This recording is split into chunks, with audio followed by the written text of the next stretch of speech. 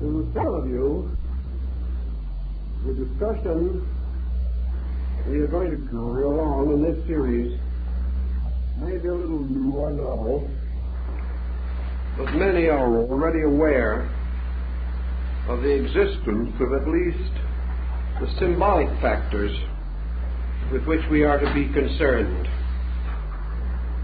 The possible relationship between astronomy and religion has been so often discussed that nearly all Bible students, the students of comparative religion, are aware that such analogies or parallels do exist.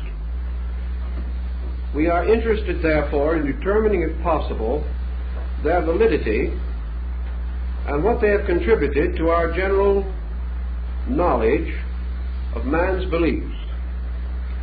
Perhaps astrotheology would be a useful instrument as a common denominator of religions, for elements of it and traces of it are to be found throughout the world.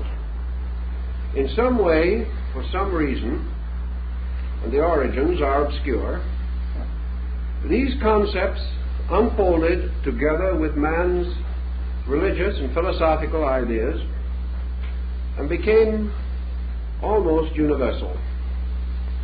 Now, how does this happen? The most obvious answer lies in the original unity of arts and sciences in the religious life of people. The first stargazers on their tall towers or ziggurats in the land of Babylon, these stargazers were astronomer priests. There was no differentiation between science and religion. We may say that almost certainly sciences were originally cultivated because of their religious content, or for the reason that they helped to support the religious convictions of the people. We know that the temples were the first colleges, and the ancient towers and palaces of the gods were the first astronomical observatories. There is a legend, which some of you may have run across, to the effect that the constellations were named by shepherds who, watching their flocks at night and with very little else to do, allowed their imaginations to trace the imageries by connecting stars into patterns in which some likenesses or appearances to various creatures could be traced. I think these shepherds were the shepherd priests or the shepherd kings of old times, the keepers of the sheepfold, which was the ancient name for the temple. In any event, many words that we use, many terms that we commonly find in our language, arise from the religious, astronomical reflections and contemplations of our ancestors. Actually, as one of the ancients observed, astronomy is the science of the anatomy of the universe. And to a measure, these same ancients believed that the universe was the body of a blessed God. Therefore, astronomy might be termed the anatomy and even the physiology of the body of the deity. This deity being represented as this God who is extended and distributed throughout the infinite diversity of his own parts and members. In any event, at a very remote time, men learned considerable about astronomy. It is quite likely that there have been cycles of remembrance and forgetfulness in this subject. A. Wallace Budge, keeper of the Egyptian and Assyrian antiquities of the British Museum, declared that the Chaldean astronomers watched and measured and charted the motions of the heavens for more than 25,000 years. Now, of course, from a man of his standing, this is a rather unusual statement. and yet I'm certain that he felt that he could prove it. This tremendous amount of observation, even without the instruments that we know today, must have led to a variety of discoveries. We feel, for example, that ancient man was greatly limited in his astronomical researches by his lack of a telescope. Yet we also have record that the ancients knew certain things about the solar system in particular, which it seems impossible they could have known without some kind of a telescopic equipment. Perhaps the Chinese have the answer. On the wall of the city of Peking, there is the remain of an ancient observatory. It was partly reconstructed by the early Jesuits, but the instruments are essentially Chinese, and they have a complete observatory without a telescope. Now, what they did to meet this peculiar need was a masterpiece in optics. They discovered that by using a long hollow tube without a lens, they could restrict the light of the sky and concentrate the energy going into their own eyes. And by means of these tubes without lenses, they were able to make a number of observations which would not normally be possible to the individual. They were able to give us a very clear understanding of many peculiar details. For instance, we find in other parts of the ancient world the full and obvious knowledge that the Egyptians, the Greeks, and the Persians at an ancient time knew definitely that the planet Venus was never visible to us as a complete sphere, but most often like a minute lunar crescent. They also discovered in the field of Babylon the rings on Saturn, and the ancient deity of the Babylonians, corresponding to the deity Saturn, is always shown standing in the midst of rings which circle his body. These things are not just accidents. They tell us that at a long ago time, men made comparatively accurate observations of the world in which they lived. Pythagoras, writing or teaching about 600 years before the beginning of the Christian era, was one of the first to note that the planets in their chariots, the chariots of the gods, circled around the blazing altar of the sun. He is accredited generally with the first statement of the heliocentric system of astronomy as we know it today. How then have we forgotten all these things? The only answer is that in the waste of time, in the destruction of learned institutions, in the gradual decadence of the great temple mysteries, conquest, pillage, war, and destruction, many choice and valuable records were hopelessly destroyed, as in the case of the destruction of the great Serapean and Brocchian collections in Alexandria. Thus we dropped a dark curtain across history, having obliterated most of the early relics and records of man's intellectual life. We have every knowledge, then, that in the general and broad need of the world, ancient man was reasonably well equipped. He knew the earth was round. He was aware of the Western Hemisphere long before the beginning of the Christian era.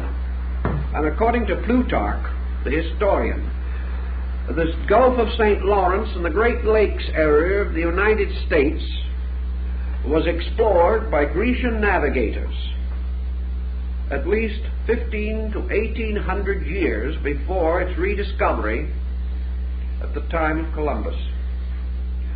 And of course Columbus really was searching for a passage to Asia. He did not realize in the beginning that he had discovered a new continent. These ancient records and many legends and myths and fables all point out things that we should know but which we have gently ignored. It is almost certain that the Chinese navigated the coast of California 2,500 years ago. And during the period of Genghis Khan, 12th, 13th century in Mongolia, the Chinese and Tatars were well aware of the Western Hemisphere. We have forgotten a great deal. And we have forgotten a great deal of the source of what we call existing knowledge and the reason for it. And many things which we consider to be superstitions and legends really developed from a very astute observation of natural phenomena. One thing that ancient man had that we do not have is leisure. Now, the common man of his day, whether he was a builder of pyramids or an agriculturist, probably did not have much leisure. But there was a very broad, deep, scholarly class, particularly the priesthood, then the custodians of all knowledge, who not only had leisure, but an infinite kind of patience, which also runs short with us. This is the kind of patience which will permit a problem to be passed down through 20 generations without impatience.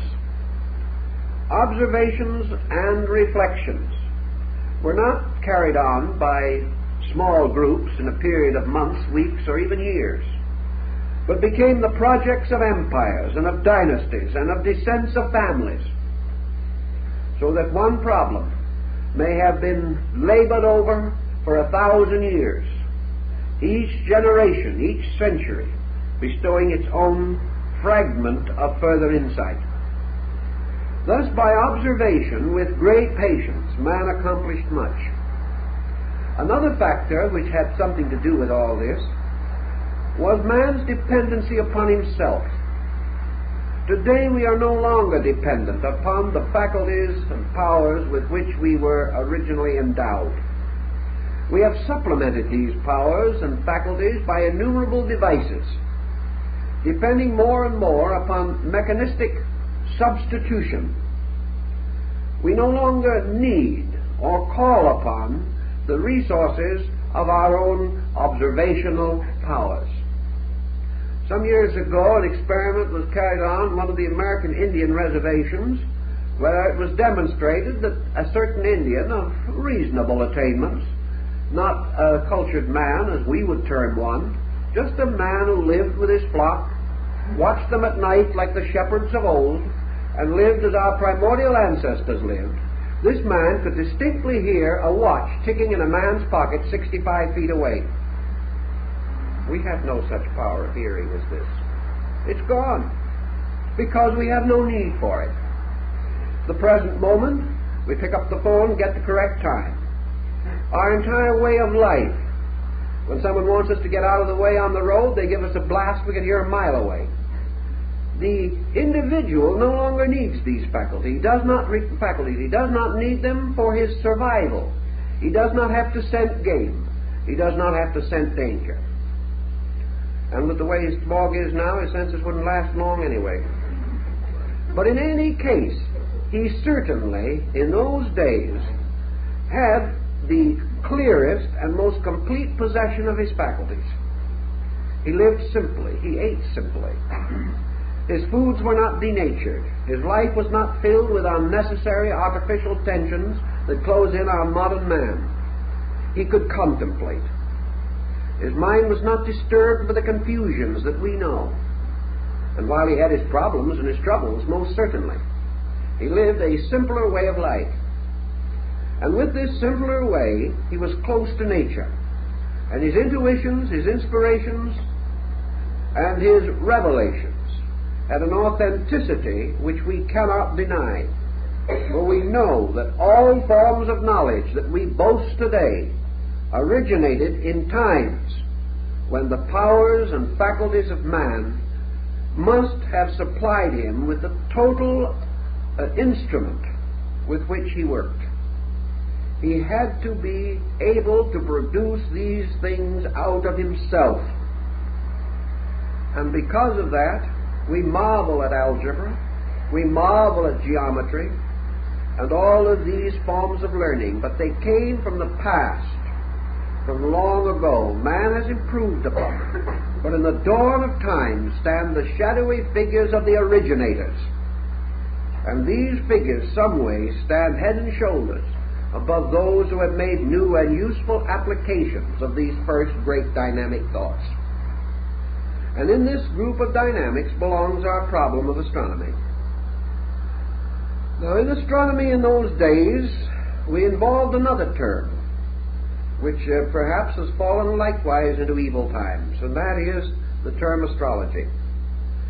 It is unlikely that, with the exception of navigation and the calendar, that ancient man studied astronomy from any great, profound interest merely in the heavens and their motions.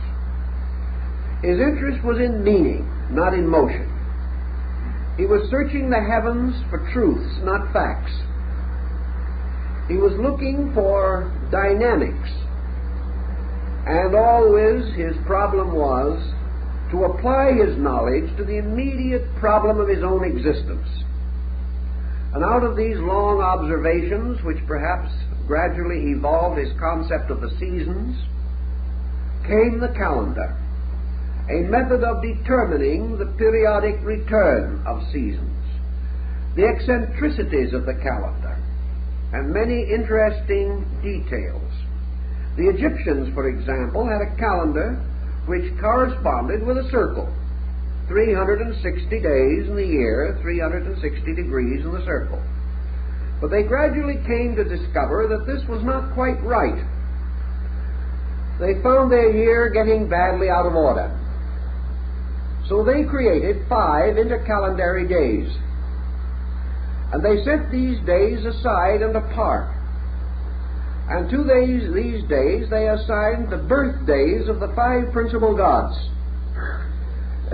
Interesting also to bear in mind that the Chinese and the old Egyptians and the very early Greeks did not have a septenary system of planets as later came into existence, but as the Chinese call them, the 5 emperors, the 5 great sidereal emperors.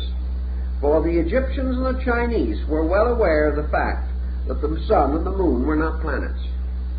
Medieval man did not know this, however, and constantly combined the planets and the luminaries to form his septenary. But the older people, like the Egyptians, decided that these 5 days should be the birthdays of the planets, and they set them aside. We are working now with a calendar reform project, and the only way we can make it work today is by the introduction of intercalendary days.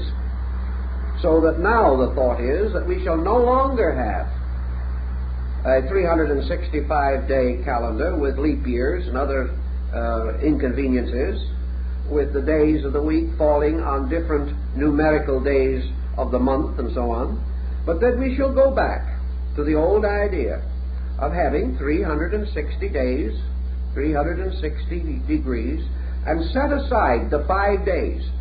Not this time as birthdays of the gods, but now as our 5 world holidays, which would not be counted.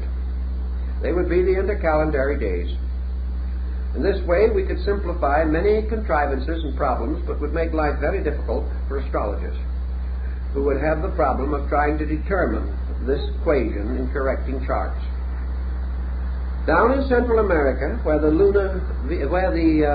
Sun-Venus calendar was represented on the scales of the great dragon, which the feathered serpent of their philosophy, it is said that the great deity of the Quiche Maya complex, Quetzalcoatl, the feathered serpent, that this deity gave them the calendar, the Tanlamatl, the book of the sacred days. And by this calendar, which was ornamented with the symbols and devices of the gods, the world and time both were divided into epochs, eras, and compartments and separate units, and to each was assigned a deity. These people went so far as to assign a divinity to each hour of the day and night, anticipating the medieval astrologers' planetary hour system. All through the ancient world, the calendars and the gods went together.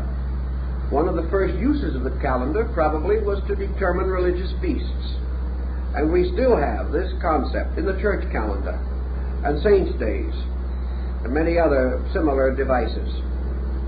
The calendar then served a great many purposes. First and most, however, it served man to observe the seasons of his planting, of his reaping.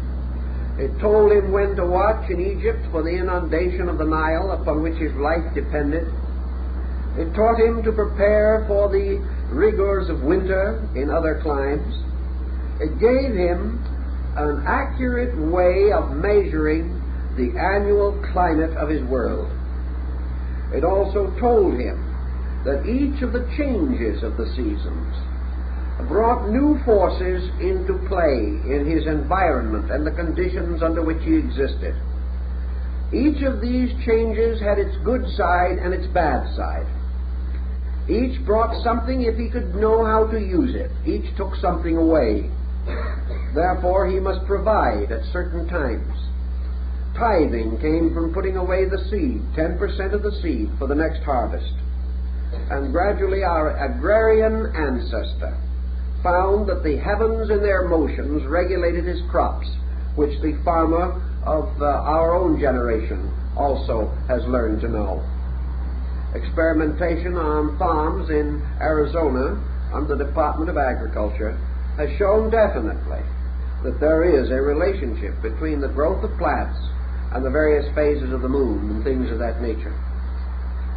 So in his practical observation, our ancient priest ancestor prophet made use of these forms of knowledge. He did not gain them immediately, but he should have been able to observe, if he kept the records, the seasonal motions over these thousands of years and observe the results in his own life.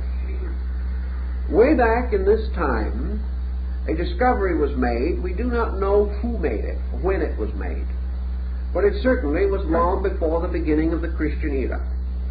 And it was probably made in that great philosophical complex of peoples that flourished in the Near East in the valley of the Euphrates from 3,000 to 4,000 years before the beginning of the Christian era. It may have been simultaneously discovered in India and China, for the records are to be found everywhere. And that was that there was another and larger motion that had a very important bearing upon life. And this motion was the precession of the equinoxes. This term, precession of the equinoxes, to one completely unfamiliar with the subject, is just a little difficult to explain briefly. But it means that there is a slow but constant westward motion of the equinoctial points. This motion is exhilarated by a combination of solar-lunar activity and slightly retarded by a reverse planetary activity. As a result of these forces pulling in contrary or inconsistent manners, this precessional motion now means, and has meant as long as man can remember or learn, that each year the sun reaches the equinox slightly sooner than the year before. That actually the coming of the sun is a little over 1 minute earlier each year, making an astronomical degree in about 72 years. Thus, every 72 years, the sun seems to drop back at the equinox 1 degree. If it so does, it drops back approximately 30 degrees every 2,160 years. And it drops back around the entire circle to any hypothetical point in one longer cycle of 25,920 years. In this period of time, the sun seems, only by appearance, seems to drop back around the entire circle of the zodiac, falling backward or fading backward at the rate of 1 degree every 72 years. This has been a very important time pattern, and the complete precession of the equinoxes, requiring 25,920 years, is referred to as the Great Platonic Year. Plato was aware of it 300 years or more before the beginning of the Christian era. We know it today. No one has ever been able to shake the phenomenon. We have found new explanations for what caused it, but the fact that it happens is still beyond controversy. And this peculiar heavenly motion has significance in a very wonderful way, and is perhaps the most important link that we have between astronomy and religion in ancient times. The precession of the equinox, therefore, means that every 2160 years the sun reaches the equinoctial point in a different sign of the zodiac, each sign constituting 30 degrees. If this occurs, then, we see the appearance of the precession, in which the sun appears to enter each sign in its last degree, and by precession move backward through it to its first degree, and then pass into the next sign, entering that at its last degree and moving back to the first. So this motion appears to be in exact opposition to the rest of the motions of planets and other elements composing the solar family. This peculiar observation, the study of the Platonic year, has led to a great many wonderful symbols and philosophies. To get a further picture of this, we must now move to the story of the sun. I think we all know that it is reported that our very remote forebears were sun worshippers. We know that the Pythagoreans rose at dawn each day to meet with hymn and song the rising of the splendor of the day. We know also that the Hindus worship the sun god under the name of Surya, and honored it, riding in its chariot across the sky. We know that the sun in China was the symbol of imperial heaven, and always the sun, as the great symbol of light, was held with extraordinary veneration. We also know that this experience of the sun was closely related to the agrarian cult, or the belief that religion was an experience of growth in nature. The farmer recognized his indebtedness to the sun. By degrees, men came to realize that only by the sun's power would the grain grow. Only by the power of the sun would light be given so that man could go out and labor. That if he was too long separated from the sun, man himself lost much of his vitality and power. And by degrees, the sun became a God symbol. The all-seeing eye of the ancients, the eye of Horus in Egypt, is actually a symbol of the sun, as is the pupil of the human eye. The sun was regarded as the eye of God, and it is said in the Bible that God made his tabernacle in the sun. All this sun worship was not merely a physical acceptance of the sun as a god.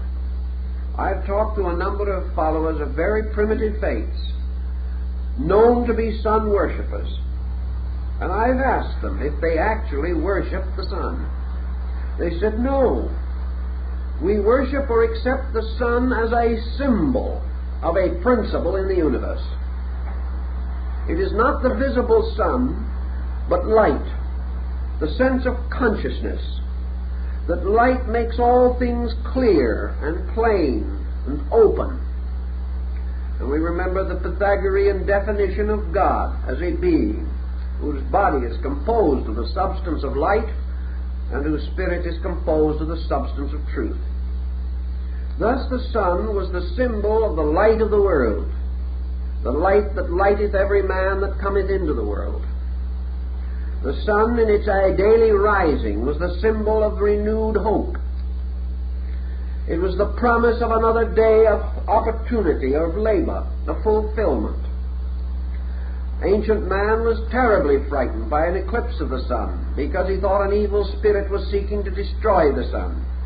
And much of our doctrine of the dragon that ate the sun and other stories and fairy tales come from eclipse phenomena. Also, eclipse phenomena seems to have sustained the belief that there was an adversary or an evil power that wanted to destroy the sun. Man did not fully understand the meaning of the solar power, but he made representations of it in gold. And these were worn by the priests as the symbols of the fact that they served the sun. Most decorations, military or civil, such as the Croix de Guerre or the Légion d'honneur, were originally taken from sun medallions. We reward or honor the individual by bestowing a sun symbol or a rosette upon him. The halos around the heads and bodies of sanctified persons have gradually taken on sun symbolism attributes. These persons were radiant with spiritual powers or with great light within themselves. For the royalty, for the emperor, the king, or the great person, was reserved also the solar coronet. A crown is nothing but a sun, surrounded by a burst of rays. And as time went on, apparently these rays got to be a little inconvenient, sticking out in all directions, so they were turned in to the top, forming the ducal coronet and the crowns of the kings of Europe as we know them today, like the great English crown of St. George. Then among Christian peoples an orb and a cross were placed upon the top of the crown to symbolize the power of Christendom. And the crown became a radiant throne for the symbol of the Christian mystery itself. The sun, then, has always played this vital part. And we have had sun gods. Every religion has had them. They have always been wonderful, radiant beings. And nearly always they were the direct offspring of deity. They were the highest of the gods. And the tragedies that came to the sun gods were the tragedies that most affected mortals. When Balder the Beautiful, the sun god of the Nordic peoples, was slain with a mistletoe arrow, all the world wept, and darkness descended, and the joy of the gods was destroyed. Apollo was the sun god of the ancient Greco-Latin, Helios, and he is the one who drove his shafts or rays into the body of Python, and caused the great serpent to be killed and thrown into a great ravine in the earth. And later, upon the site of this ravine, and over the corrupting body of Python, was raised the shrine of Delphi. The sun god was always the slayer of evil because he was the overcomer of darkness. He was always the thing that saved men from night. And later, in the place of the sun god itself, came the sun or light symbol, the candle, the torch, the fire. These also dispelled darkness. They were protectors. And the little candle shining in darkness became the symbol of man's hope and of his faith, and later in great diffusion is preserved to us in the illuminations on the Christmas tree. The world tree with its lights is the symbol of all the candles lit from the great power of the sun. In India there was much philosophy upon the nature of the sun, and we could go into a great deal of abstract thinking relating to their knowledge of astronomy, which was profound, and upon which much of their theology is likewise based. But in round terms, because time is short, and as Hippocrates said, art is long, we can only make a summary of this situation.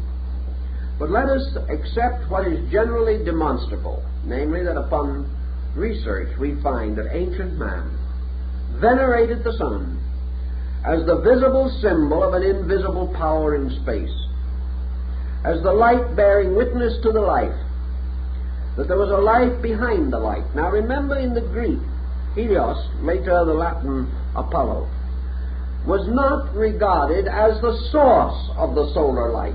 He carried on his arm a great shield, and in the center of this shield was a boss or knob. And our modern astronomical symbol for the sun, a dot in a circle, is the shield of Helios, the god. And it was upon the surface of his shield that the sun god reflected the light of space. The ancients did not assume the sun to be the complete source of its own light.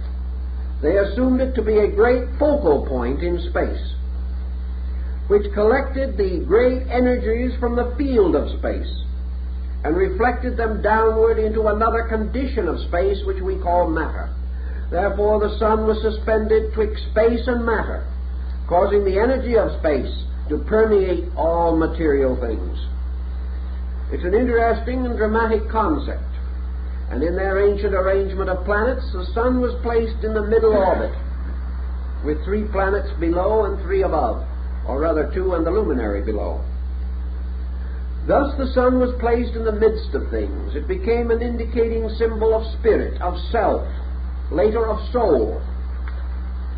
It was that which represented finally also man, suspended between heaven and earth.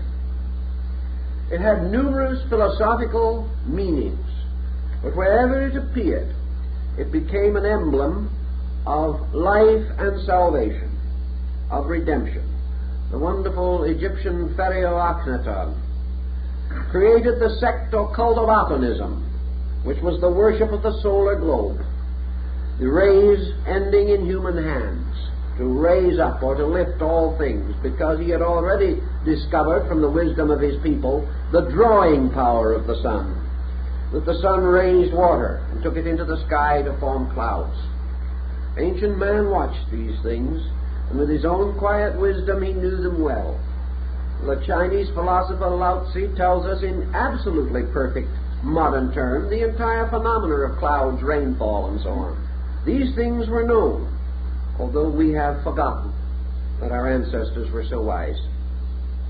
Now the sun deity, having to a great measure become the symbol of life, passed through 3 paralleling cycles of apparently similar activities. These cycles similar in their structure but different in their time equation. By the great precessional motion, the sun seemed to retire around the zodiac in 25,920 years. By another motion, the sun seemed to progress through the signs of the zodiac, making the complete circle every 12 months, causing what we know as the year. The third cycle of the sun was its apparent motion around the earth, by which it achieved the mystery of the 24-hour day. These were the 3 cycles of the sun, the 3 complete circles which it made of varying magnitude. The least of these cycles in their unity was the day, which consisted of dawn as one of its important points, that in the day the dawn was its vernal equinox, noon was its summer solstice, sunset was its autumnal equinox, midnight was its winter solstice. Thus the sun, according to the Egyptians, rose every morning from the underworld, traveled across the sky, and at night descended into the land of Amentet, where it shone for all through the night for the souls of the dead in the underworld. Now some of the old documents give us a peculiar little hint about this. They tell us, for example, one of the old manuscripts, that the people in the underworld lived upside down, walking around on their heads. Is it possible that the Egyptians had already discovered that the so-called underworld was the other side of the earth? We do not know with certainty, but we do know that they had navigated as far as the Western Hemisphere, so that it's quite possible that the people walking around upside down were not creatures of mythology, belonging in some fantastic ghost realm, but simply the recognition of something that is factually true as far as we are concerned. In any event, the sun shone in the daytime upon the world of the living and gleamed at night in the abode of the dead. The sun also had this secondary motion in which it went its great circle of the year. It was born on the 25th of December at the winter solstice. It won its great battle. Its resurrection over winter was achieved at the vernal equinox.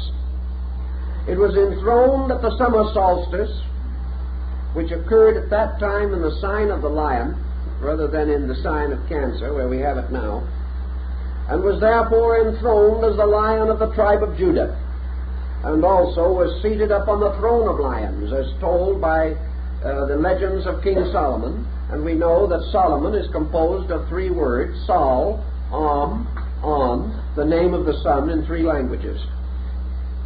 All these different symbols. And then finally at the autumnal equinox, the sun goes forth to meet the mystery of winter, where it is to finally meet its death. So the life of the sun, the annular life of the sun, from its birth to its death, became by degrees of the greatest significance to ancient man. And out of this sun going through the 12 signs of the Zodiac each year came the story of the 12 labors of Hercules. For Hercules is a solar deity, as his name implies, and also the wonderful labors of Samson, for the word Samson in Hebrew means the sun man. That we can't escape these implications. There's nothing we can do about them. We know that at the summer solstice he carries away the gates of Gaza. We know also that when he slays the Nubian lion, he enters the sign of Leo. And that when he is taken into the house of Delilah and his hair is cut short, he is entering into the sign of Virgo the Virgin, which is the beginning of his decline towards winter, at which time, of course, his rays or his hair, these are cut off and he loses his strength. But at the winter solstice he pulls down the double columns of the house of the Philistines, and the old sun dies, making way for the new sun, which is to be born in the mystery of the winter solstice. And as the old king dies and the new king is born, we remember the words that were spoken at the court of France: the king is dead, long live the king. In that moment the son is born, the new son. We represent it today when the season is right, for we think of the year as an infant being led in by Father Time, the old year. So old Father Time goes his way and the new year is born. These symbols have come down to us from remote antiquity. And always the old and the new labor together, and forever ancient Cronus is combing out the golden hair of the solar maiden. It is a very interesting and profound symbolism, and upon it a great deal of religious material has been built. Now in this development of the religion of the solar deity or the solar being, we know that it goes through the signs that this again becomes Sindad, the sailor, whose adventures are nothing more or less than the 12 labors of Hercules, very thinly veiled. They are also the labors of all the heroes, from the heroes of fairy tale to the great epic heroes. We know that always Siegfried is the sun lad, or the sun hero, who slays the dragon with the enchanted sword Noton. We know also that Siegfried, like all the solar heroes, finally dies, and in the great immolation scene of the Götterdämmerung, he is burned upon the funeral pyre.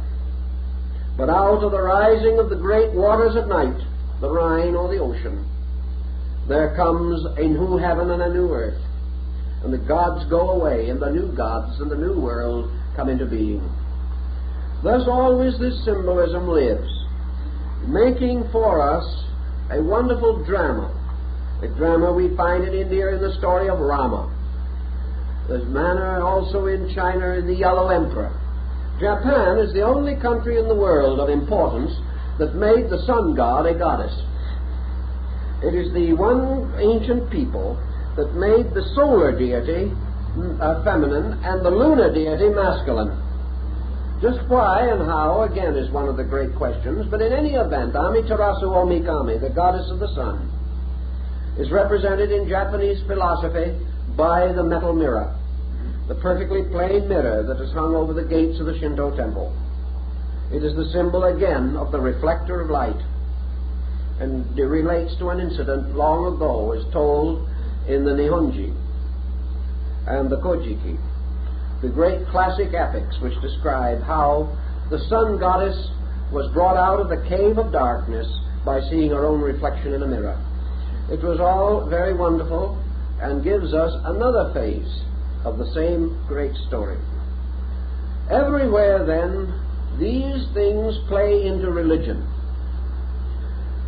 And with this basic thought, we now come to the larger year. Incidentally, of course, we have to realize that in all the cycles, particularly the year cycle and the Platonic year cycle, the sun is related to the sign of the Zodiac, with which it is at that time or moment most deeply or definitely concerned. The processional motion has changed things, but in our symbolism we have preserved the old way.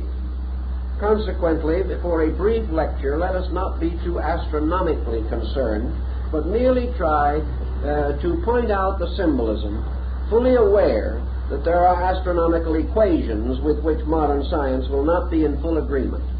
But as we are dealing not with astronomy but with symbolism, these equations are negligible, not worth the problem of reconciling them, although it can be done. This point, then, we have to bear in mind that we conceive today the vernal equinox taking place in the sign of Aries, the sign of the ram. We assume that the summer solstice takes place in Cancer, the sign of the crab, that the autumnal equinox takes place in Libra, the sign of the balance, and that the winter solstice takes place in the sign of Capricorn, the sea goat. And the sea goat, it's part of its body a goat and part a fish, relates to the two ancient Babylonian cities of Babylon and Nineveh, one of which was built upon a mountain and the other by the shore of the sea. And the combining of the glyphs for the two cities gave us the present form of Capricornus, or the sea goat. Now, as the equinox takes place, these become associated with the seasons. And we recognize that the ancients, knowing the ways of the world and the ways of life, had certain emblems or representations by means of which they identified certain procedures in nature. Now, the summer solstice, which was the sign and symbol of the greatest fertility, was associated with Cancer, the crab. This Cancer is also the Scarabasaka of Egypt, the scarab beetle, the symbol of life and immortality. The winter solstice, or the symbol of death, was Capricorn.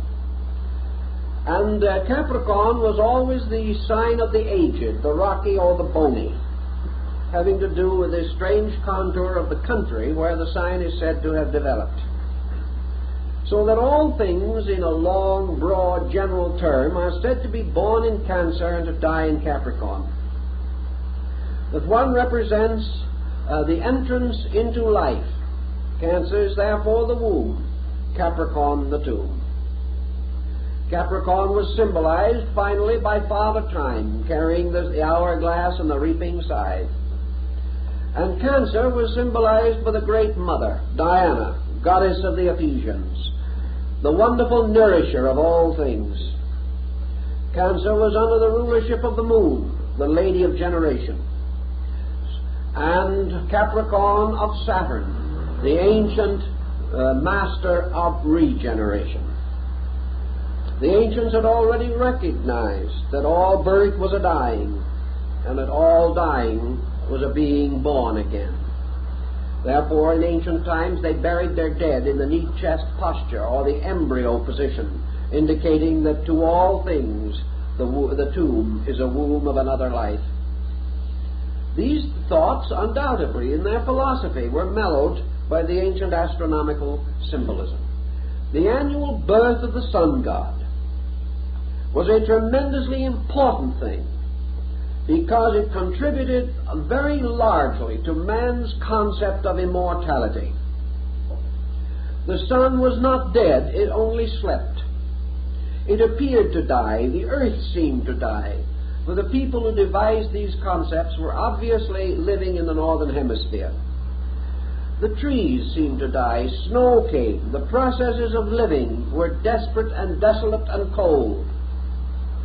But out of it all came also the symbol of the sprig of acacia, the evergreen, the little pine tree which later became the Christmas tree, because it was associated with the green tree that remained green through the winter, and therefore was the symbol of an immortality which was not shared by other trees, as far as men could see.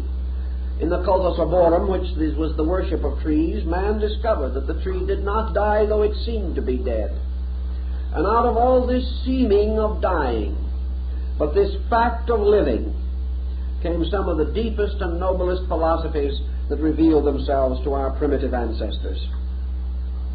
Now, having established this little concept of the clock of the year, we now progress with it further to the great clock. And we come to the Platonic year. Now the sign of the Zodiac, for instance, Aries, the ram, which in our annular Zodiac is a month, the sun remaining in this sign approximately 30 days. Now this sign becomes a great cycle of years. 2160 years the sun is born in the sign of the ram. After that it passes out of the ram, and for 2160 years it is born in the sign of the fishes. Then it passes from that, and for 2160 years it is born in the sign of the water bearer, or Aquarius. And thus until it has gone completely by the precessional motion around the great Platonic cycle.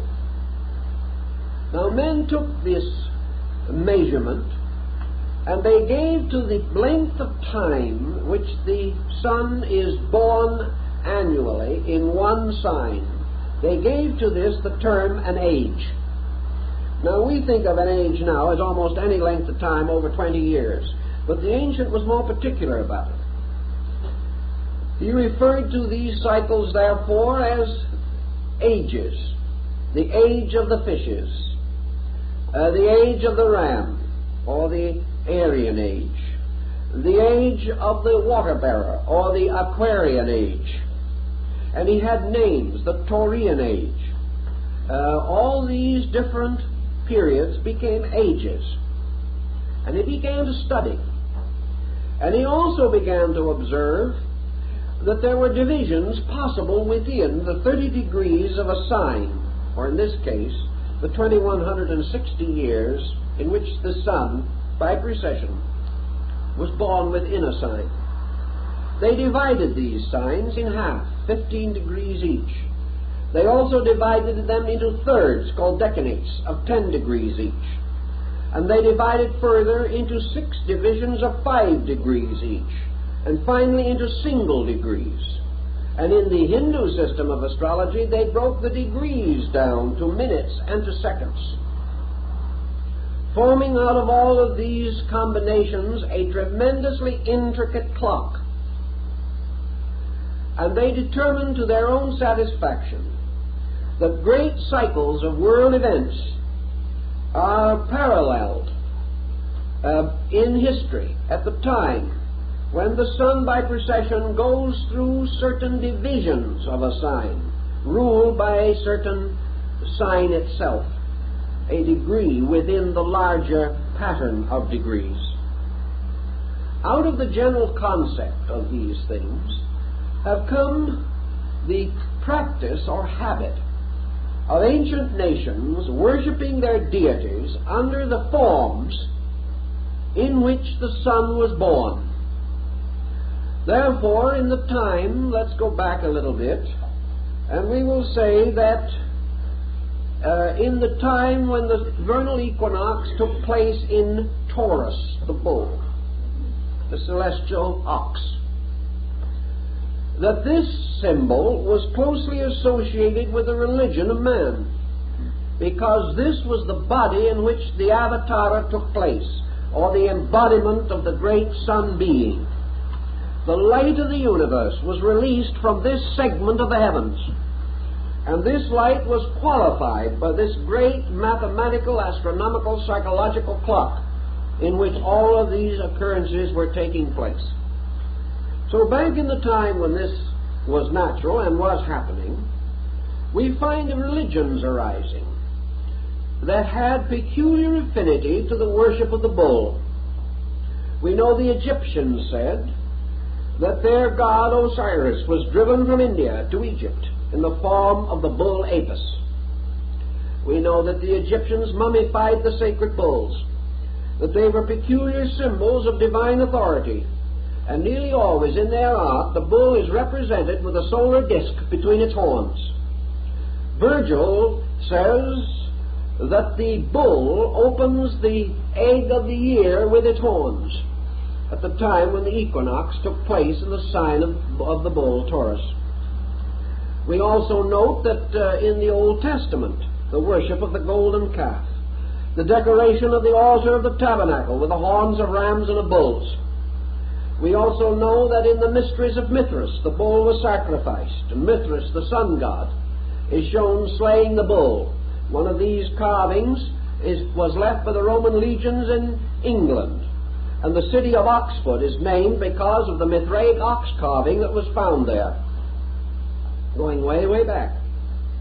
We know also that in the Nordic rites, the first gods were licked out of the earth by the cow mother. Hathor, the Egyptian goddess with the head of a cow. We know Nandi, the bull, is the steed upon which the god Shiva rides, particularly in his rising.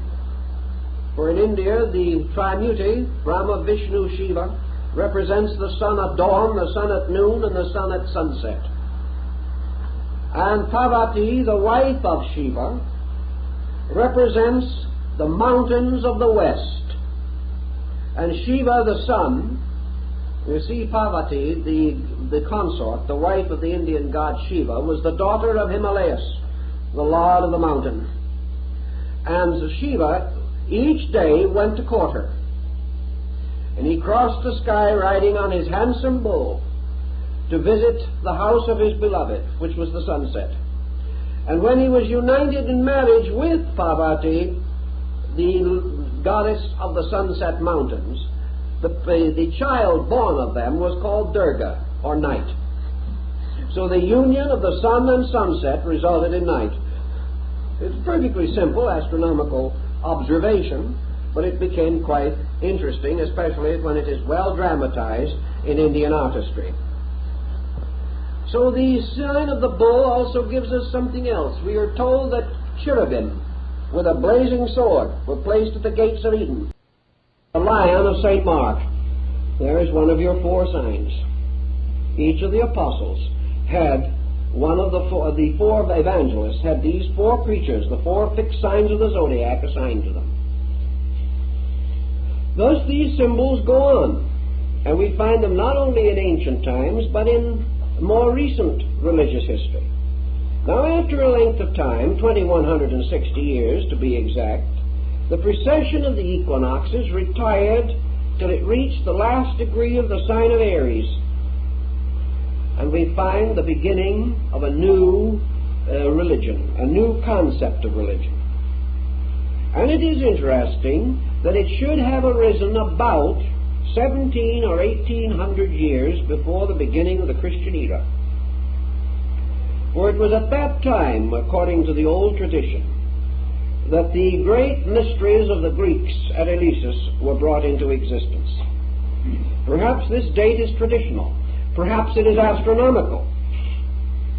But the fact is, it has served the symbolic purpose. For at that time it is said that at the time of the vernal equinox, always the time of greatest importance in ancient festival, the Hierophant of the rites of Eleusis came forth upon the porch of the temple, carrying in one hand the shepherd's crook, and in the hollow of his left arm a newborn lamb. And he held up the shepherd's crook and elevated the lamb to the admiration of the people. And 1800 years before the beginning of the Christian era, he cried out in a very loud voice, "All hail, Lamb of God, that taketh away the sin of the world." Now this Lamb is very interesting. This is the Paschal Lamb. This is also the Lamb associated with the rites of Jupiter Ammon, the ram-headed god of the ancient Egyptian, Latin, Greek peoples. Also, this was the ram's horns upon the forehead of the crown of the north and south of the ancient Egyptians. This was the scapegoat of Israel. And here also we have the offering of the lamb as an offering to the Lord in the sacrifice of Isaac. We have also many references to the blood of the lamb, purification by the lamb, the heart of the lamb, the Angus Day, and we find the rites and rituals of the lamb and the symbolism of it, Jason and the golden fleece. For the golden fleece was the symbol of the curtain of the mysteries, and this was the wool that was pulled over the eyes of the unworthy, the symbol of secrecy, the symbol of ritualism. The search for the golden fleece was man's search for truth. Here is the lambskin apron of the ancient Masonic guilds of operative masonry in the Middle Ages. Here are many, many symbols dealing with the mystery of the Lamb. And then there came a time when again the equinox continued in its precessional motion, and the sun at the great moment of the equinox moved from the first degree of the sign of the Lamb to the last degree of the sign of the fishes. And when it occurred, when this happened, it entered into the sign which is ruled over by two small fishes. And here we come also to one of the most important points in the entire system of astronomical religion, and that is that the sign of the fishes is the last sign of the Zodiac. The sign of the ram is the first. Now someone will say, why? How are you going to divide a circle into first and last? By what strange figuring did men come to the conclusion that Aries was the first sign? The answer goes back to the Vedic researches of India, for it is said that at the beginning of another great age that lasts much longer than the Platonic year, that at the beginning of a very great cycle of 4,320,000 years, that the original first point of a great cycle of time is established by the conjunction of the 5 planets and the 2 luminaries in one sign. This can only occur once in a vast cycle of mathematical calculation.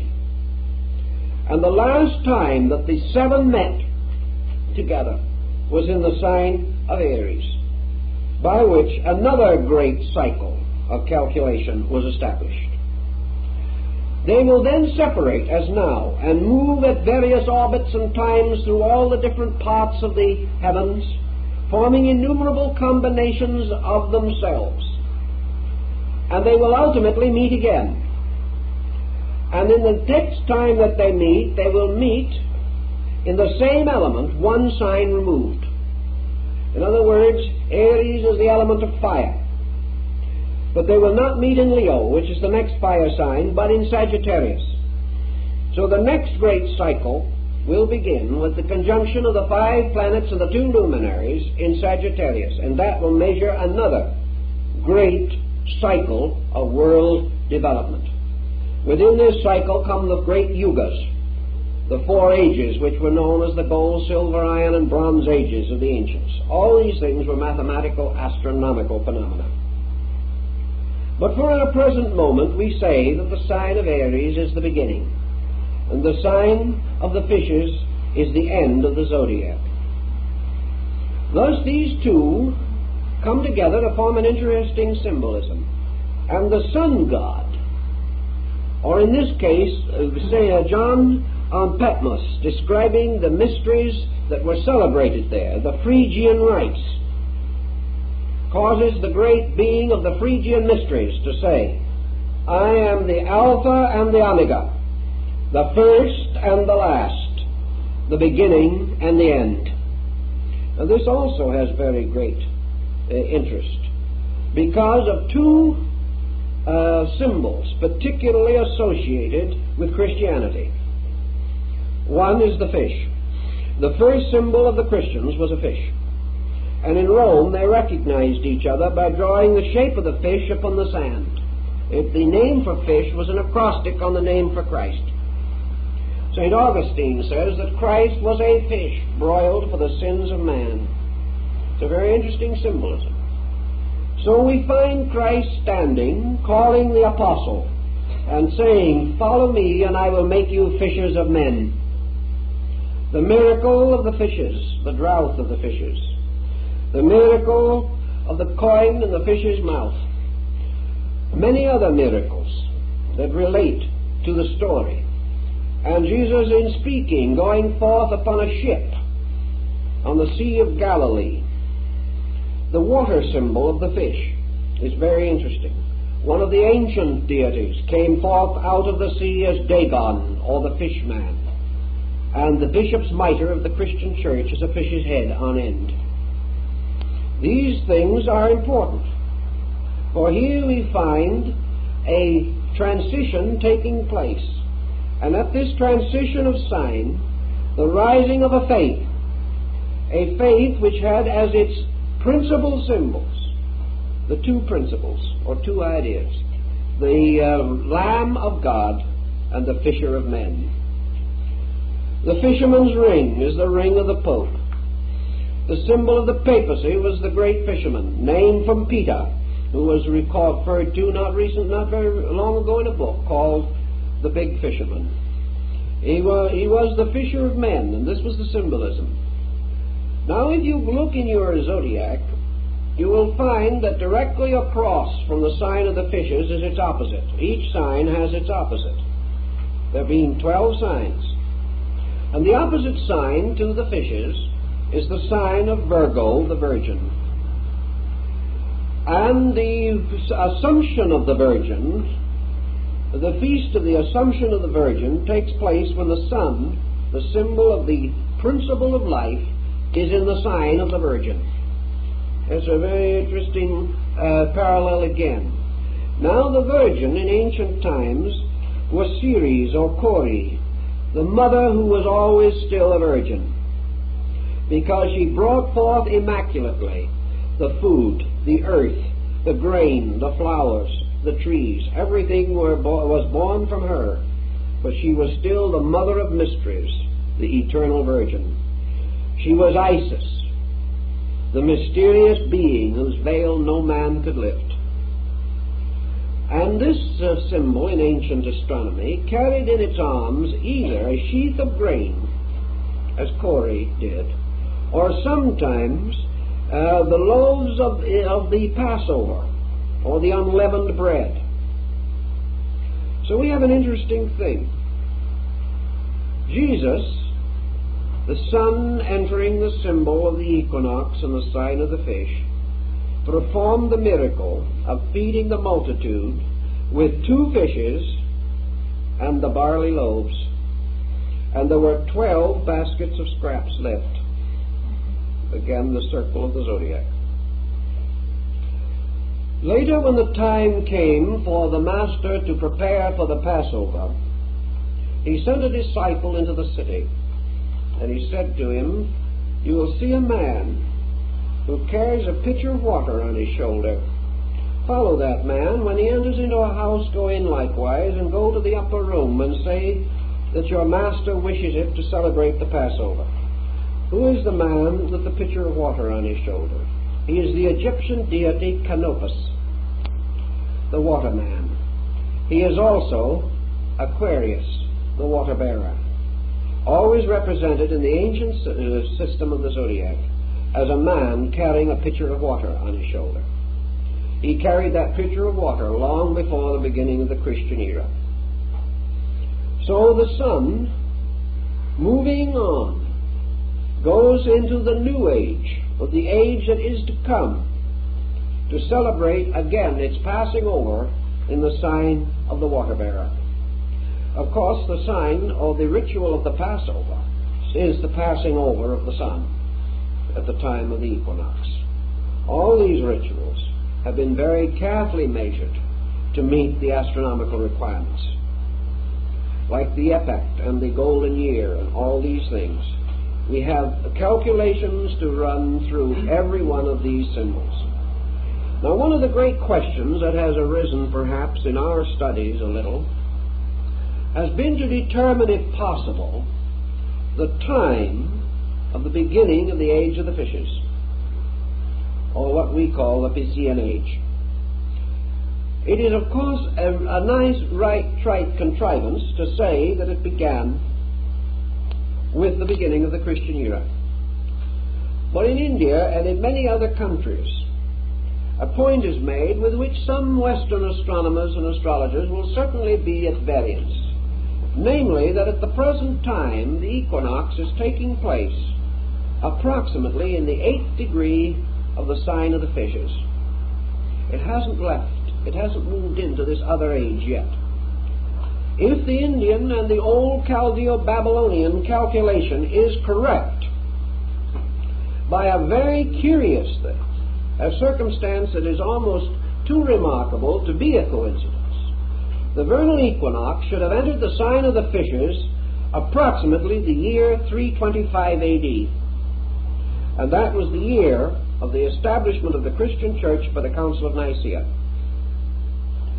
It would have entered at the time when the heaviest influence was upon the quality of Leo, which also corresponded exactly.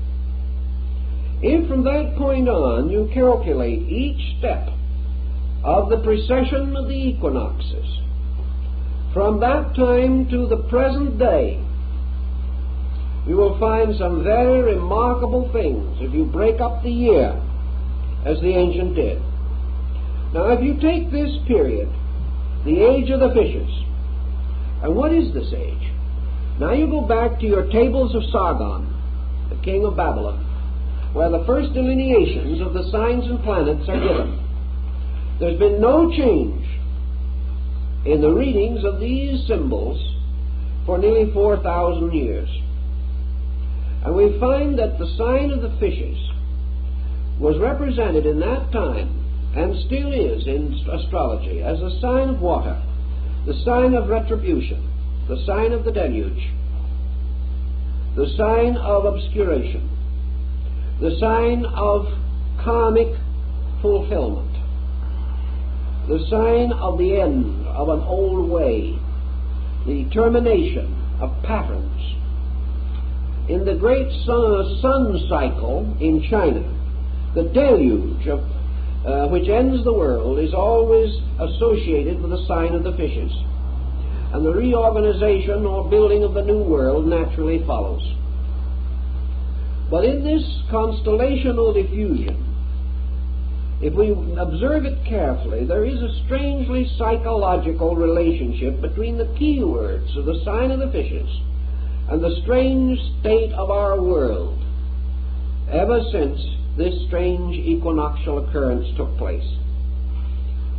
The obscuration, the hiddenness, and at the same time the strange spirituality which is associated with this sign, the mysticism, the inner and deeper yearning and longing, the age of the ministry, the age of the struggle, the strife, the pain, the problem, the winding up, the paying off of old debts, the completion of work left unfinished.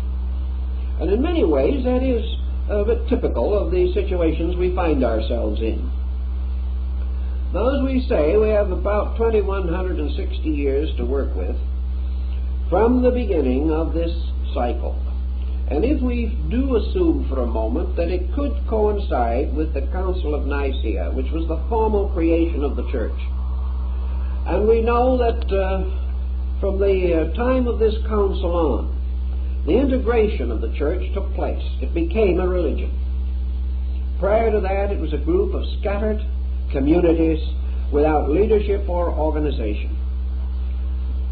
If we add 1/2 of the period of that cycle, if we divide this great period of 2160 years right in half, to divide the age into a positive and negative half, where does the half line drop? It drops approximately in the year 1400. In fact, it drops a little closer than that. It drops almost identically on the exact date set aside as the date of the Renaissance, the great change in our world, the beginning of the modern world as we know it, the moving from the negative half of the sign to the positive half. We break down the signs step by step, and we find everywhere that these major cycles hit exactly with the prominent dates in the cultural and moral and spiritual growth of our peoples. And it seems very possible that this was the basis, this study of the great Platonic year was the basis of the fortunate long-range predictions of men like Nostradamus, who could not have worked it by the ordinary methods that we know, but only by the great precessional motion. Now, from all this we come to many other symbols, and I think there is one that is fascinating enough to give a little thought to. During this period that we call the medieval world, there lived a very interesting and kindly old gentleman who is known as the Venerable Bede. He is called venerable because he was on his way to canonization, but he never got any further than the first step, by which he became venerable, as one of these terms that precedes full canonization. Now, the Venerable Bede was a very pious soul, and he had a great sorrow in his heart, something that he just could hardly bear, and that was to contemplate the motion of a pagan heaven over a Christian earth. Here were all the constellations, here was the Argonaut sailing off, here was Cetus the great whale, here were all these symbols, Hercules and Pegasus and Ariadne and all this, all moving over a perfectly respectable Christian commonwealth. It just didn't seem right. So the Venerable Bede decided to Christianize the heavens. And he did it. And we have in the library two very beautiful astronomical charts, very large ones, original prints from the Middle Ages, in full color, showing the Christian universe. He did it very simply. He simply took the various constellations and transformed them. The Krator, or cup of the Greeks, became the Holy Grail. The 12 signs of the Zodiac became the 12 disciples. Nothing could be simpler. Cetus, the great fish, Leviathan, became Jonah's whale. And the Argonaut kept on sailing as Noah's Ark. All these symbols were perfectly fitted together. And the result was a great success.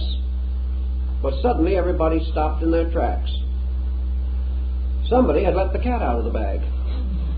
Actually, the symbolism proved the common origin of both groups. Actually, these symbols that were put in the place of the old were the equivalents in a new faith of identically the same principles. So everybody hushed it up and forgot about it until the French Revolution came along with still a different idea, and the situation has lapsed back, waiting now for another revolution on the part of scientists who probably will want to change all of these because they can't stand the superstitions of any group. So that now you don't speak about planets, speak about signs, you speak about so many degrees of right ascension. It's so much less personal and so much more scientific, but it comes out to the same place. Also, astrology is now giving way to a kind of new science which is going to be called cosmography or something of that nature, in which they are going to do something that was never heard of before. They're going to consider the possibility that the heavens influence the earth. But they're going to do it with a new name, and the right man is going to discover it, which is very, very important in our times. But this concept of the universe, again, shows much that tells us of the old ways and of the old concepts and rites. In the old days, the initiation rituals of the temples always followed in some mysterious manner this astronomical pattern. Apuleius, for example, in the Metamorphosis, describes his own initiation into the mysteries as far as he can. Then he says that to preserve his vows he must be silent. But he does explain that at one degree or part of the rite, this candidate is enveloped in a blue cloak covered with stars and constellations to indicate that he is being lifted up into the higher parts of the universe. Apuleius also tells us that in one of the degrees of the mysteries he beheld the sun shining under his feet at midnight, which is a very interesting point, looking very much as though somebody knew something about the astronomical theory, because theoretically at midnight that's approximately where you might expect it to be. Also he describes the rituals, and he follows very closely the description given by Porphyry in his Cave of the Nymphs, which is an interpretation of one section of the Odyssey of Homer. And he describes the cave of initiation, in which you descend under the earth and come into a room, the ceiling of which is made to represent the sky. And there are two entrances, one on each side, and you descend a set of steps. You walk across a common ground and ascend out to another set of steps. And the point of entrance into this underworld is called Cancer, and the point of exit is called Capricorn. And the adventures, wanderings, and terrible experiences of the candidate seeking initiation represents the motion of the sun through the signs Leo, Virgo, Libra, Scorpio, and Sagittarius. Now, if you can imagine placing Cancer at one gate and Capricorn at the other, and going down now to the point between them, you will find you have sort of tipped your celestial globe so that now the bottom point is represented by the sign of Libra, which is now between the two. Cancer, Leo, Virgo, Libra, Scorpio, Sagittarius, Capricorn, you're out. So that Libra is placed at the center in the bottom. The sign of Libra is the scales. Here the soul, descending into the underworld, comes into the judgment hall of Osiris, where his consciousness or his conscience is weighed upon the scales in the psychostatia. The ancient peoples only had a zodiac of 10 signs at one time in a very remote period. They had no sign of Libra, and Virgo, Scorpio were one sign, and that is still indicated by the general shape of the two, except that in one the end of the M-like figure turns up, and in the other it turns back. Now, at the time of the so-called fall of man, it was believed that the signs were divided and Libra was inserted between them. There is a very ancient doctrine about that, increasing the number of the signs to 12. But the sign of the scales, placed in the judgment hall of the twin truths in the temple of Amentet, is at the bottom of this V-like pattern of the descent of man into judgment or into generation. This judgment or testing in the mysteries follows very closely the entire cycle of ancient times and the ancient initiation ritual. Now, there is also a very interesting story relating to the human embryo. For if the embryo is twisted inward to form its equivalent to a circle, the embryo, which has at the beginning, as you realize, a caudal appendage resembling a tail, looking very much like a highly developed pollywog, this structure, if twisted into a circular form, equals 3/4 of a circle. In other words, it takes 9/12 of a circle to do this. But there are 3 signs or 3 parts of the circle that are not touched. The head and tail of the figure do not meet. Therefore, this occurs to us in our Old Testament symbolism under the story of the broken wheel. And this broken wheel, or the 9/12 wheel, is again an astronomical symbol that has played a considerable part in human thinking, because the 9/12 represent the 9 months of generation, or the period in which the child is being formed. The 3 missing signs, or the broken spokes of the wheel, or the missing rim of the wheel at that point, fulfills the rites of the Eleusinian mysteries. For the Eleusinian mysteries were given in 2 sections, the 9 lesser and the 3 greater rites. The 9 lesser rites being the symbolical rites of generation, the 3 greater rites of regeneration. Therefore, by 9 months and 3 degrees a man is made perfect. This is a very curious symbolism, but it has a great deal of interest if we know how to study it. In other words, the individual, to pass through the second birth, must go through the womb of the mysteries to complete the circle, of which 9 parts only are provided in generation. The Chinese, fully aware of that, declare a child to be 1 year old after it has reached the 3rd month. It celebrates its first birthday 3 months after it is born. This is part of a very curious doctrine, but it points to the 3 winter or fall months leading toward final death. It is to do with the blinding of Samson, the cutting off of the rays of the sun god. Also has to do, as Leonardo da Vinci points out in his astronomical calculation of the Last Supper, for the painting is a very strangely astute piece of work. And each of the apostles, and each of the positions and groupings, you will find the apostles are grouped in triplicities, exactly like the signs.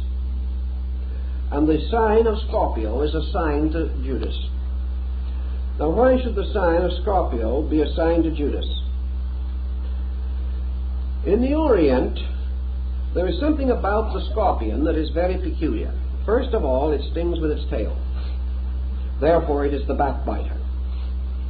The second thing that is about it that is strange is that the mark which it leaves is always in the form of a minute pair of human lips. The kiss of death, the kiss of betrayal.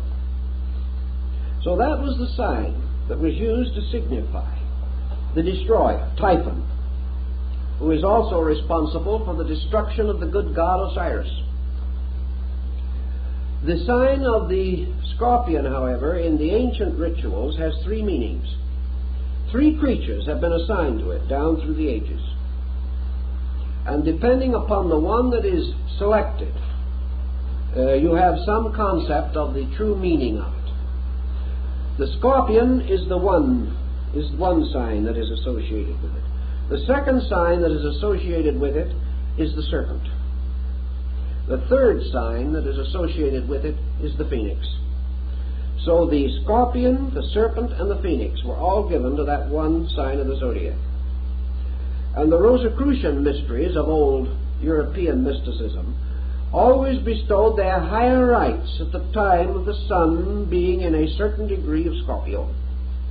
Therefore, Scorpio was the symbol of death and rebirth, of evil and redemption. Most of all, it was man transcending his own inferior nature. It was the symbol of initiation into the secret rites which symbolize death. It was the death of the old and birth into the new. It is death always leading to liberation. And we find all through the ancient symbolism these parallels carefully preserved even into your alchemical mysteries.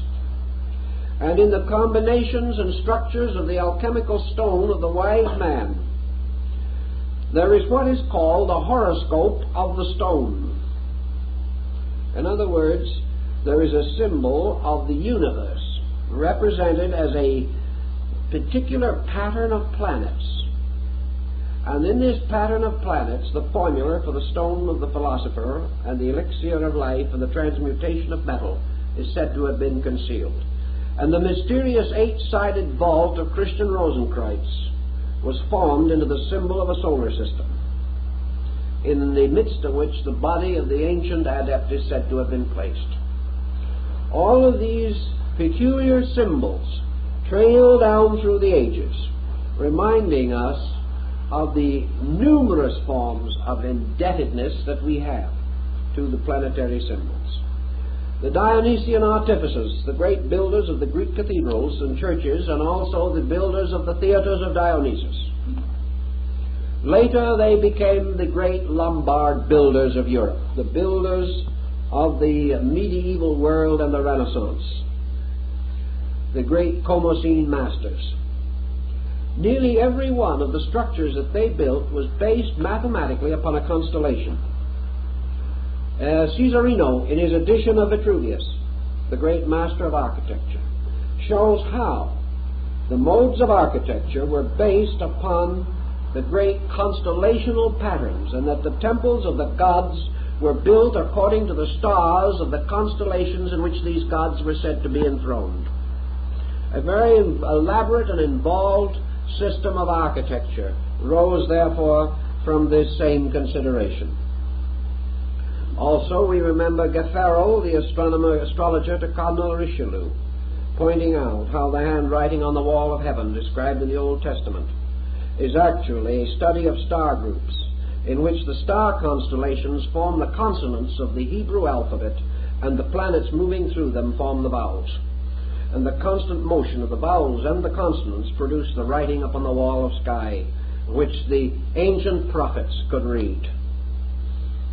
There are many references to these things, and gradually there emerges to our consideration a concept of sidereal motion, of human growth, and of the linking of these two together in a highly complicated scientific concept. The details of this were evolved over so long a period of time and with such astuteness that it is almost impossible for us to exhaust the research work that has come down to us. Unfortunately, of course, it has been largely mutilated, but enough remains to give us a tremendous amount of guidance if we actually want to have this guidance. We have other things that come out of this constellational study. The constellation, the oldest circular zodiac known, that which was found at Dendera in Egypt and is now in the Bibliothèque Nationale in Paris, is a magnificent sandstone slab containing a study of the world, of the heavens as they were known at that time. Many symbols and figures are included in this zodiac which we no longer recognize or have any means of fully understanding. But we do have certain points that are very interesting. The Egyptians referred to what we call the Great Bear as the plow. It was the symbol of the turner of the furrows, and of course the ox of heaven was the one that drew the plow. This plow moved around the great polar star. And we have their knowledge now, which corresponds rather well with that of China and India, relating to the axis of this great system. According to the Egyptians and several other ancient peoples, the earth had more than two motions. Flammarion says 11, and I think the ancients were very near to that. They recognized particularly a peculiar oscillation of the pole, by means of which it seemed to point, hypothetically at different times, to various stars or near to various stars forming the Little Bear. Therefore, the ancients termed this constellation in India the Rishi, or the great sages, who at various times incarnated to become rulers of the earth. And of these great sages, one that we know perhaps the best is Vyasa, the great sage of the Mahabharata. This comes to us also in Egypt. The Egyptians, following many ancient peoples and following practices still held under certain circumstances today, were concerned with the mystery of the northern point of the heavens. They were never able to observe that the sun moved northward, in the sense of ever occupying the northern segment of the sky. It came nearer or further, but never did it do in the north what it did in the south, as far as their visual awareness was concerned. Therefore, the northern hemisphere, in the Egyptian ritual also, was represented as the direction of darkness. In the ancient temple, there was a gate at the east, west, and south, but no gate at the north. Now, as a result of that, it has been held that people believed that from what the Greeks call the Hyperborean, or the area or region north of the winds, Hyperboreus, that from this region came only frost and snow giants and monsters. The Egyptians, however, did not do it that way. They had a very interesting astronomical outlook, however. Measurements have been taken to study the glyph used in Egypt as the symbol of the great gods, particularly the abode of the great gods. This is always what appears to be an inverted bowl or a half circle turned upon a straight line. In other words, the bowl bowls or bulges upward, forming a half circle. This is a boss, mountain, or raised place, and through that streaks a line like a vertical, not quite vertical staff. It is off the vertical, and at the upper end of that staff is a little flag symbol, just like a little banner, a quadrangle, apparently of cloth or something. The sign of a deity was always the staff with the flag, probably because in those days great and honored persons were accompanied by bearers of devices, heraldic symbols, much like the knight errants of the Middle Ages. But the thing that has always amazed students of Egyptology is the reason why in the abode of the great gods this flag staff cuts at an angle into this mountain or this mound. So somebody, for no good reason, perhaps it was Lepsius or one of the other early Egyptologists, began to study the inclination of this flag. And he examined a number of instances of it in great monuments. Of course, you can't be certain in hastily written documents by comparatively poor scribes, but in the great stone carvings, in the great sarcophagi texts and so on, he studied these things, and he found this was always the same. And he measured a little further, and he found that it coincides exactly with our inclination of the Earth's axis. What is it then? This mountain and this flag represents the North Pole, which was the abode of the gods, the great gods, that dwelt in silence. And in Egypt there was no symbol, no emblem, and no figure for the great gods. All the known gods, the gods of provinces, the creator gods, the cosmocrators, and the various Harmonian artificers, the creating gods that became later the Elohim of the opening chapters of Genesis. These deities are variously represented, sometimes with knives, representing the gougers, or the ones that carved matter out of space and formed worlds. Sometimes as Ptah, the potter of Memphis, forming the globe on a potter's wheel. Always the concept of the potter's wheel and its turning, however. They seem to be aware of that motion in their ancient rituals. A little later, further research indicated that on the great figures of Osiris, the plumed double crown of the North-South Empire was always worn at the same inclination. So the crown of Egypt corresponded in the inclination in relationship to the vertical, corresponded with that of the flag inclination on the mound, and also with the polar inclination. So here was an adornment, a symbol, tying to another principle, the principle of the pole and the polar mountain. Also, we know the Great Pyramid, by its orientation, was an astronomical marker of some nature or kind. The complex of pyramids have been regarded as probably the elements of a vast sundial system, similar in some ways to the complex of stones in England at Stonehenge, which was used by the Druids to determine the exact moment of the winter solstice. Here the great rituals were performed, particularly by capturing the ray of the newborn sun in a crystal lens in order to start the sacred fires by what we call burning glasses. All these symbols are intriguing, and the great gods of the north and the silence of these gods dwelling forever above the earth correspond, of course, to the Indian concept of Mount Meru, which is to the north. And in the Buddhist doctrine, Chang Shambhala, the city of the gods, means Chang, north.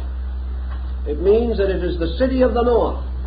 And it is said that it is so glorious and so magnificent that lights are forever radiating from it. The Aurora Borealis. This house of the gods in the great north corresponds to the entire great concept of primitive Aryan myth and ritual. The ritual brought down from India along the migrations of the Aryans down the Indo-Gangetic plain long, long ago. Nor can we say that other peoples were not aware of these things. In your Central American complex of cultures, your pyramid builders and so on, you have great consideration given to the north and to the mystery that is hidden there, and the recognition that it has to do with the secret source of the universe, the great darkness from which light came. Because in all these systems, the great sun globe is always the child of heaven, the symbol of the first and only begotten of the veiled mother who is space, whose mystery no man can solve. The sun gods then go into their infinite diversity of activities.